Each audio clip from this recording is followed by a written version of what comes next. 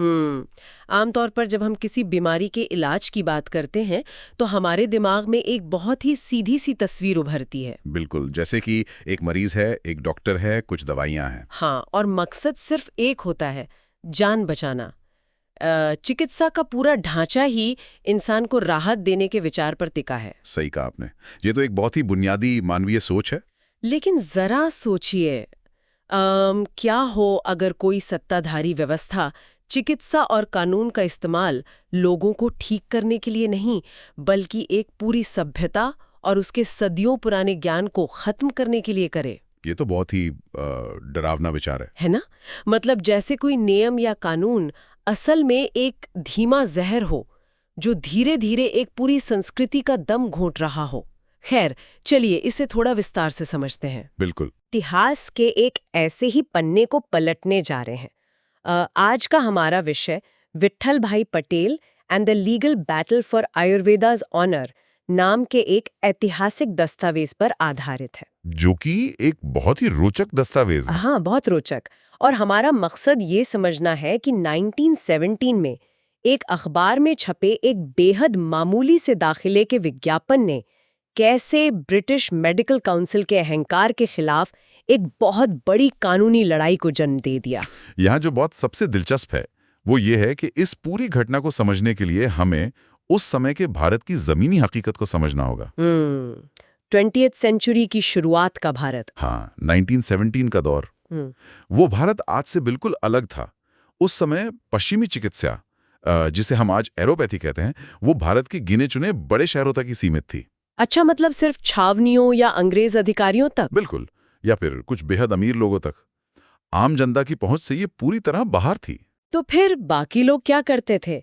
मेरा मतलब है, उस वक्त बीमारियां तो बहुत होती थीं। अगर हम आंकड़ों की बात करें तो उस समय भारत की 90% से ज्यादा आबादी गांवों और छोटे कस्बों में बसती थी। इन करोड़ों लोगों के पास कोई अस्पताल या अंग्रेज डॉक्टर नहीं था। तो वे लोग पूरी तरह से देसी इलाज पर निर्भर होंगे। एकदम सही। वे अपनी हर छोटी बड़ी बीमारी, महामारी या दर्द के लिए पूरी तरह से आयुर्वेद और यूनानी चिकित्सा पद्धतियों पर निर्भर थे। गांव के वैद्य और हकीम ही उनका एकमात्र सहारा थे। हाँ, ये तो समझ आता है। और आप देखिए, यही वो बिंदु है जहां से एक गहरा टकराव शुरू होता है।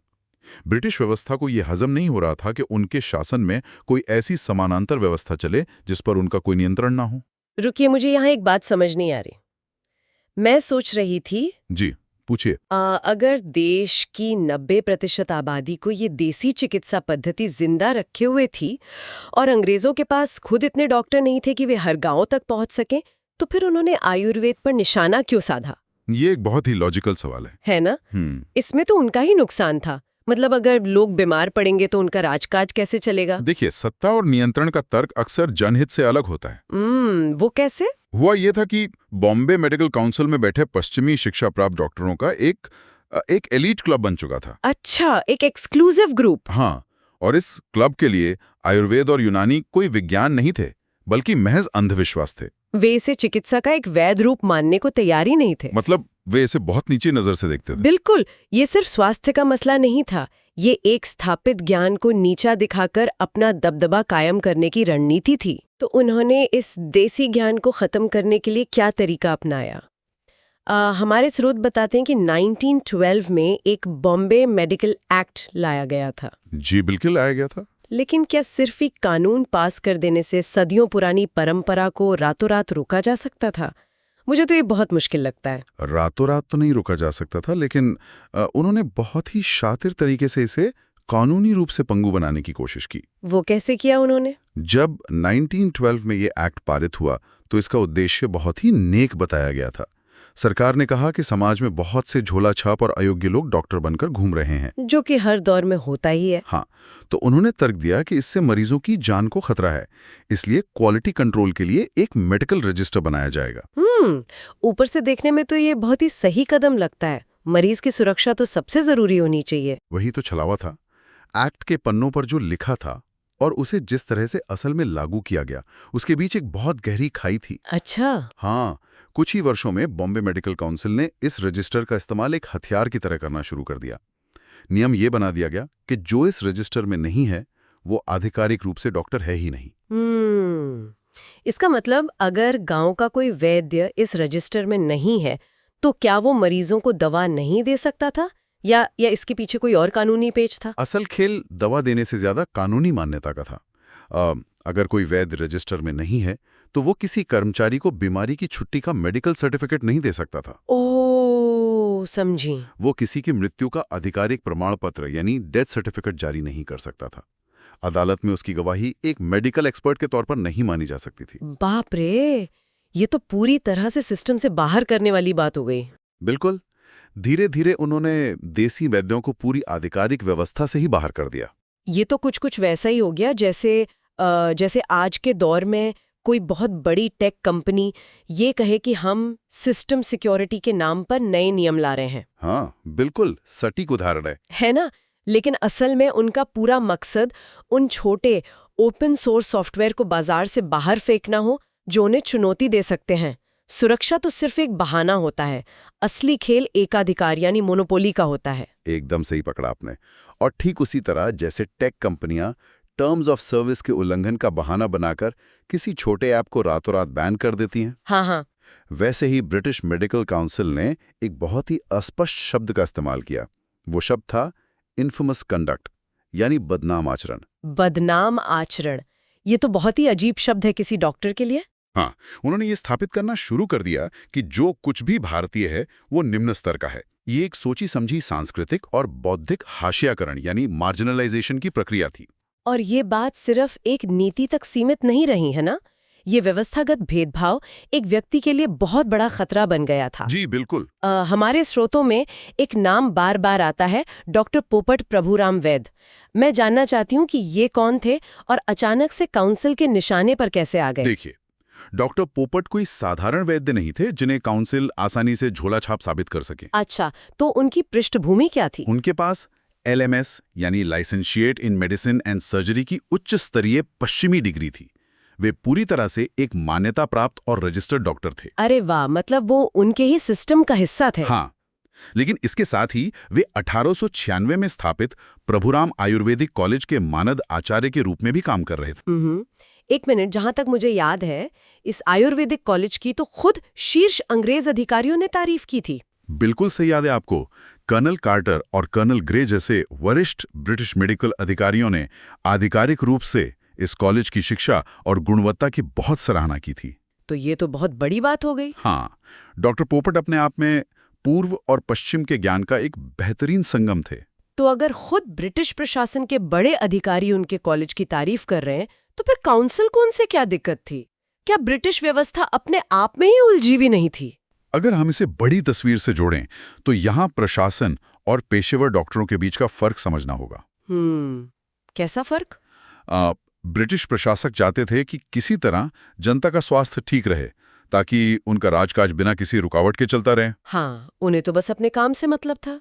लेकिन काउंसिल में बैठे जो आधुनिक पश्चिमी डॉक्टर थे, वे अपने पेशे में किसी भी तरह का मुकाबला नहीं चाहते थे। वे असुरक्षित थे। समझ रही हूँ। तो फिर बवाल कब शुरू हुआ? समस्या तब शुरू हुई जब मई 1915 में डॉक्टर पोपट ने एक गुजराती अखबार में अपने आयुर्वेदिक कॉलेज के नए सत्र में दाखिले के लिए एक बहुत ही सामान्य सा विज्ञापन दिया। सिर्फ एक दाखिले का विज्ञापन, उसमें ऐसा क्या आपत्तिजनक हो सकता है? कुछ भी नहीं। उस विज्ञापन में सिर्फ इतनी जानकारी थी कि प्रवेश परीक्षा कब होगी और नए सत्र की शुरुआत कब से है। बस इतनी सी बात। हाँ, लेकिन 18 जून 1915 को डॉक्टर पोपट को काउंसिल से एक नोटिस मिलता है। इसमें साफ तौर पर धमकी दी गई थी कि एक आयुर्वेदिक कॉलेज से उनका जुड़ाव बॉम्बे मेडिकल एक्ट की धारा 9 के तहत बदनाम आचरण माना जाएगा। ये तो पूरी तरह से बेतुका है। मतलब एक पढ़ा लिखा व्यक्ति अगर अपने ही देश की एक पुरानी चिकित्सा पद्धति को सिखाने में मदद कर रहा है तो वो बदनाम आचरण कैसे हो गया? यही तो विडंबना थी। क्या उन्होंने इसका कोई ठोस कारण बताया? सिर्फ अपनी पावर दिखा रहे थे? बिल्कुल, उन्होंने सिर्फ सत्ता के नशे में अपना फैसला दोहरा दिया। ये उस गहरी असुरक्षा को दर्शाता है जो इन पश्चिमी डॉक्टरों के मन में थी। उन्हें किस बात का डर था? उन्हें डर था कि अगर उन्हीं के बीच का कोई उच्च डिग्रीधारी डॉक्टर आयुर्वेद को मान्यता देगा तो उनका वो पूरा भ्रम टूट जाएगा कि सिर्फ पश्चिम का ज्ञान ही सच्चा है। बाप रे! लेकिन जब दिन दहाड़े इतना बड़ा अन्याय हो रहा हो तो स्वाभाविक सी बात है कि जनता चुप नहीं बैठती। एक डॉक्टर को भेजा गया नोटिस अब धीरे धीरे एक राष्ट्रीय सम्मान का मुद्दा बन रहा था। मैंने पढ़ा था कि लोग सड़कों पर उतरने लगे थे। जी, ये गुस्सा बहुत तेजी से फैला। 29 सितंबर 1917 को मुंबई में सर नारायण चंदावरकर के नेतृत्व में नागरिकों की एक बहुत बड़ी जनसभा हुई। अच्छा। और वहां से सरकार को एक विस्तृत ज्ञापन सौंपा गया। और इस ज्ञापन की सबसे खास बात यह थी कि इसमें भारतीय नागरिकों ने ब्रिटिश राज के अपने ही अधिकारियों के बयानों को ढाल की तरह इस्तेमाल किया। हाँ, दस्तावेजों के अनुसार उन्होंने तत्कालीन वाइसरॉय लॉर्ड हार्डिंज के मार्च 1916 के एक भाषण का हवाला दिया था। एकदम सही। वाइसरॉय ने खुद ये बात स्वीकारी थी कि देश की 90% आबादी आयुर्वेद और यूनानी पर निर्भर है और इन प्रणालियों में बहुत सी ऐसी चीजें हैं जो बेहद मूल्यवान हैं। और सिर्फ वाइसरॉय नहीं, उन्होंने इंडियन मेडिकल सर्विस के महानिदेशक सर पर्डे ल्यूकिस का भी जिक्र किया। उनका क्या कहना था? सर ल्यूकिस का बयान तो और भी कड़ा था। उन्होंने उन आधुनिक डॉक्टरों की तीखी आलोचना की थी जो एक ट्रेड यूनियन की तरह व्यवहार कर रहे थे। Trade union? ये तो बहुत कड़ा शब्द है। हाँ, उन्होंने कहा था कि ये डॉक्टर अपने अहंकार में देसी वैद्यों को पाखंडी या अज्ञानी कहते हैं, जो कि सरासर गलत है। ये वाकई हैरान करने वाला है। मतलब देश का वाइसराय और सबसे बड़ा मेडिकल अधिकारी कह रहा है कि आयुर्वेद काम करता है, लेकिन एक स्थानीय मेडिकल काउंसिल अपनी जिद पकड़े बैठी है। बिल्कुल। इससे क्या साबित होता है? इसका सीधा मतलब है कि ये लड़ाई विज्ञान की थी ही नहीं, ये तो कार्टेल या गुटबाजी की लड़ाई थी। यही वो बिंदु है जहां भी समझना चाहिए कि सत्ता कभी भी एकमत नहीं होती। जमीनी हकीकत को समझने वाले ब्रिटिश प्रशासकों और अपनी कुर्सी बचाने में लगे डॉक्टरों के बीच का ये वैचारिक टकराव अब पूरी तरह से खुलकर सामने आ चुका था। लेकिन सड़क पर विरोध करना एक बात है और किसी काले कानून को विधानसभा के भीतर चुनौती देना बिल्कुल अलग बात। हाँ, वो बहुत मुश्किल होता है। जब सिस्टम आपकी बात ना सुने तो आपको उनके ही बनाए नियमों के भीतर लड़ना पड़ता है। और जहां तक मुझे पता है, यहीं पर इस पूरी घटना के महानायक विट्ठल भाई पटेल मैदान में उतरते हैं। जी हाँ, विट्ठल भाई पटेल, जो सरदार वल्लभ भाई पटेल के बड़े भाई थे, वो एक असाधारण रणनीतिकार और बहुत ही पैनी नजर वाले विधिवेत्ता थे। तो उन्होंने क्या कदम उठाया? 26 जुलाई 1917 को उन्होंने इस एक्ट में सुधार के लिए एक बिल पेश करने की अनुमति मांगी, जो अंततः अक्टूबर 1917 में सदन के पटल पर रखा गया। इस बिल में उन्होंने मुख्य रूप से क्या बदलाव मांगे थे? इस बिल के 3 बहुत स्पष्ट उद्देश्य थे। पहला, बॉम्बे मेडिकल काउंसिल का लोकतंत्रीकरण करना, यानी उसमें चुनाव हो। हाँ, सरकार द्वारा अपनी मर्जी से नियुक्त किए गए सदस्यों की जगह चुनी हुई बहुमति हो। ये तो बहुत जरूरी था। और दूसरा ये कि सिर्फ यूनिवर्सिटी की डिग्री वालों तक ही अधिकार सीमित ना रहें, बल्कि मान्यता प्राप्त डिप्लोमा धारकों को भी समान अधिकार मिले। और तीसरा, जो सबसे महत्वपूर्ण था, यह स्पष्ट रूप से कानून में लिखा जाए कि आयुर्वेद या यूनानी चिकित्सा से जुड़ने को किसी भी परिस्थिति में बदनाम आचरण नहीं माना जाएगा। क्या बात है। जब उन्होंने सदन में ये बहस शुरू की होगी तो माहौल काफी तनावपूर्ण रहा होगा। उन्होंने काउंसिल के तर्कों को काटा कैसे? पटेल की सबसे बड़ी खासियत ये थी कि वो हवा में बातें नहीं करते थे। उन्होंने बहस को इस दिशा में जाने ही नहीं दिया कि एलोपैथी बेहतर है या आयुर्वेद। अच्छा, तो उनका फोकस किस चीज पर था? उन्होंने कानूनी समानता की बात की। उन्होंने सदन में यूनाइटेड प्रोविंस मेडिकल एक्ट, जो आज का उत्तर प्रदेश है, उसका उदाहरण रखा। तो उन्होंने दूसरे प्रांतों के कानून का हवाला दिया। हाँ, उन्होंने पूछा कि जब यूनाइटेड प्रोविंस में देसी वैद्यों के साथ काम करने पर कोई कानूनी रोक नहीं है, तो बॉम्बे प्रेसिडेंसी में यह बदनाम आचरण कैसे हो सकता है? बहुत ही सॉलिड पॉइंट है। क्या एक ही देश में विज्ञान और नैतिकता की परिभाषाएं अलग-अलग हो सकती हैं? बिल्कुल नहीं। इसके अलावा उन्होंने एक और बहुत बड़ा धमाका किया। उन्होंने 1912 के मूल एक्ट की पुरानी बहसों का पूरा कच्चा चिट्ठा सदन में खोल दिया। 1912 की बहसों में ऐसा क्या था जो काउंसिल छुपाना चाहती थी? उस रिकॉर्ड में साफ साफ लिखा था कि जब 1912 में ये कानून बन रहा था, तब सरकार ने सदन में ये आधिकारिक आश्वासन दिया था कि इस कानून का इस्तेमाल देसी वैद्यों और हकीमों के खिलाफ नहीं किया जाएगा। अरे वाह! तो पटेल ने सीधे तौर पर सरकार को कटघरे में खड़ा कर दिया कि वे अपना ही किया हुआ वादा तोड़ रहे हैं। बिल्कुल, उन्होंने सरकार का ही आईना उन्हें दिखा दिया। ये तो एक तरह से उन्होंने काउंसिल को चारों खाने चित कर दिया। एक तरफ वायसराय का बयान, दूसरी तरफ दूसरे राज्यों के कानून और खुद उनका 1912 का वादा। जब पटेल ने इतने मजबूत तथ्य सामने रखे तो मुझे ये समझ नहीं आ रहा कि काउंसिल ने अपना बचाव कैसे किया। उनके पास तो बोलने के लिए कुछ बचा ही नहीं होगा। देखिए, जब तर्क और कानून के आधार पर आप हारने लगते हैं तो सत्ता अक्सर बेईमानी पर उतर आती है। अच्छा, तो उन्होंने क्या किया? और यहां भी ऐसा ही हुआ। सरकार किसी भी कीमत पर पटेल के इस बिल को पास नहीं होने देना चाहती थी। इसलिए उन्होंने बिल पर होने वाली वोटिंग से ठीक पहले दिसंबर 1917 में अपनी शक्तियों का दुरुपयोग करते हुए 4 नए सदस्यों को रातों रात काउंसिल में नियुक्त कर दिया। सिर्फ पटेल के बिल को गिराने के लिए अपनी संख्या बढ़ाने की कोशिश। जी, और इसमें सबसे बड़ी विडंबना ये थी कि इन 4 में से 2 सदस्यों, डॉक्टर तेमुलजी नरीमन और डॉक्टर राव को विशेष रूप से ये कहकर लाया गया था कि वे आयुर्वेद और देसी चिकित्सा के विशेषज्ञ हैं। मतलब सरकार ने अपने मोहरे सेट कर लिए ताकि वे सदन में खड़े होकर कह सकें कि देखिए, हमारे विशेषज्ञ भी मानते हैं कि आयुर्वेद असुरक्षित है। बिल्कुल यही योजना थी उनकी। लेकिन ये दाव उन पर ही उल्टा पड़ गया। अरे वो कैसे? सदन में पाखंड का ऐसा पर्दाफाश हुआ जो इतिहास में दर्ज हो गया। डॉक्टर तेमुलजी नरीमन की नियुक्ति एक बहुत बड़ा मजाक साबित हुई। अच्छा, क्या हुआ था? जिन सज्जन को विशेषज्ञ बनाकर लाया गया था, असलियत में उन्होंने कभी भी पूर्वी चिकित्सा पद्धतियों का अध्ययन किया ही नहीं था। बाप रे! तो जब उन्हें सदन में बोलने के लिए खड़ा किया गया तब क्या हुआ? जब उन्होंने अपना भाषण शुरू किया और भारतीय चिकित्सा के इतिहास पर बोलने की कोशिश की तो उनकी जुबान लड़खड़ा गई। वे आयुर्वेद के महान संस्थापकों और ऋषियों चरक और सुश्रुत का नाम तक सही से नहीं बोल पाए। सच में? आप मुझे बता रहे हैं कि जिस आदमी को आयुर्वेद पर फैसला सुनाने के लिए सबसे बड़ा विशेषज्ञ बनाकर लाया गया था, वो चरक और सुश्रुत का नाम तक नहीं ले पा रहा था। ये तो बहुत ही हास्यास्पद है। बहुत ही ज्यादा। ये तो ऐसा हो गया जैसे कोई खुद को भौतिकी का विशेषज्ञ बताए और आइंस्टाइन या न्यूटन का नाम गलत ले। ये बिल्कुल वैसा ही था। और उस समय सदन में श्री बेल्वी नाम के एक सदस्य मौजूद थे। उन्होंने इस अवसर को हाथ से नहीं जाने दिया। उन्होंने क्या कहा? वे अपनी सीट से खड़े हो गए और उन्होंने गरजते हुए पूरी काउंसिल से पूछा कि जो इंसान आयुर्वेद के रचयिताओं के नाम तक सही उच्चारण नहीं कर सकता, उसके विचारों के आधार पर भारत की सदियों पुरानी चिकित्सा का भविष्य कैसे तय किया जा सकता है? बिल्कुल सही बात है। उन्होंने कहा कि यह न्याय नहीं बल्कि एक भद्दा मजाक है। मुझे यकीन है कि उस एक पल ने पूरी काउंसिल को शर्मसार कर दिया होगा।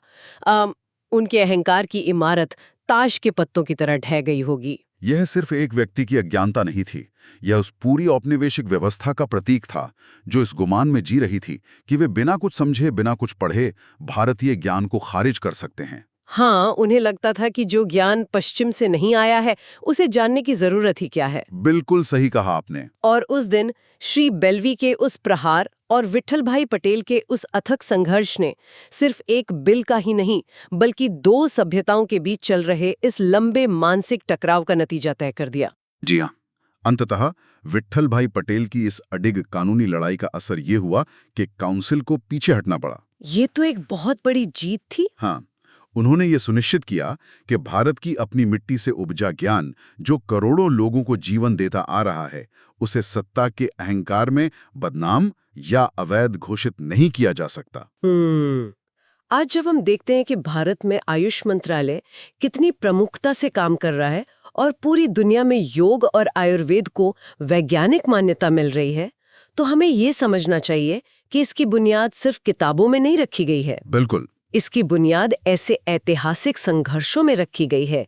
डॉक्टर पोपट के एक छोटे से विज्ञापन से शुरू हुई वो आग अगर पटेल जैसे रणनीतिकारों ने ना संभाली होती तो शायद आज की तस्वीर कुछ और ही होती। ये पूरी घटना हमें ये सोचने पर मजबूर करती है कि किसी भी ज्ञान को वैध या अवैध कौन तय करता है। क्या सत्ता में बैठे कुछ लोग या वो ज्ञान खुद अपने परिणामों से साबित होता है? यही वह विचार है जिसके साथ हम आज इस चर्चा को विराम देना चाहेंगे।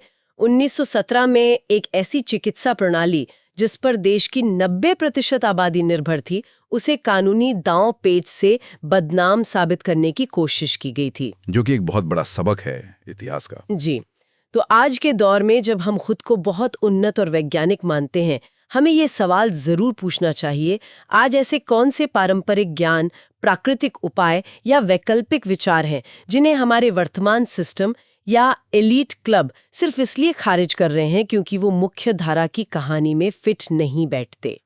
क्या हम आज भी उसी 1912 वाले माइंडसेट में तो नहीं जी रहे? इस पर विचार कीजिएगा। बहुत ही गहरी बात कही आपने। ज्ञान के सफर में हमारे साथ जुड़ने के लिए बहुत बहुत धन्यवाद। नई चीजें खोजते रहिए और सवाल पूछना कभी बंद मत कीजिए।